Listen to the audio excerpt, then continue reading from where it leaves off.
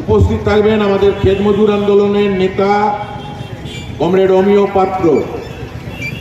উপস্থিত থাকবেন সারা ভারত ক্ষেত মজুর ইউনিয়ন রাজ্য কমিটির সভাপতি তুষার ঘোষ, যিনি 100 দিনের কাজ চালু করার দাবিতে হাইকোর্টে রাজ্য সরকার এবং কেন্দ্রীয় সরকারের বিরুদ্ধে মামলা করেছিলেন। মামলা লড়েছিলেন মাননীয় আইনজীবী কমরেড বিকাশ রঞ্জন ভট্টাচার্য মহাশয়, এবং সেই মামলায় হাইকোর্ট ঐতিহাসিক রায় দিয়েছিল যে অবিলম্বে 100 দিনের কাজ চালু করতে হবে।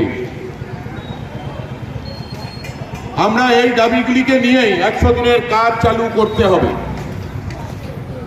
এই সময়কালে গ্রামের বিস্তীর্ণ এলাকায় ধান উঠছে, মাঠে ক্ষেত মজুররা কাজে ব্যস্ত, কৃষক তার আলু রোপণে ব্যস্ত,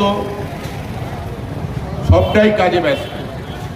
কিন্তু এই কৃষি কাজে যুক্ত যারা গতর খাটিয়ে খায়, সেই পরিবারগুলি দিন দিন কৃষিতে অত্যাধুনিক যন্ত্রপাতি আবিষ্কারের ফলে তাদের যে কর্মদিবস হারাচ্ছে, সেই পরিবারগুলিকে বাঁচানোর জন্য ক্ষেত মজুর পরিবারগুলিকে 100 দিনের কাজ দেওয়া,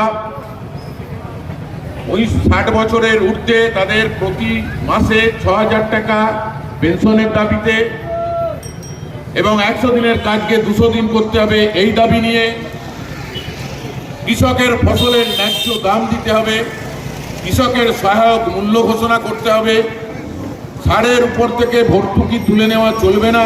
এই সমস্ত দাবিগুলি নিয়ে সারা ভারত ক্ষেত মজুর ইউনিয়ন তার তৃতীয় জেলা সম্মেলন আগামী 13 এবং 14 ডিসেম্বর জাঙ্গিপাড়ার মহিতোষ নন্দী মহাবিদ্যালয়, এই 31 নম্বর রোডের উপরে জাঙ্গিপাড়া ঢোকার মুখে বাঁদিকে যে কলেজ, ওই ডিগ্রি কলেজে 2টি দিন ধরে সম্মেলন চলবে।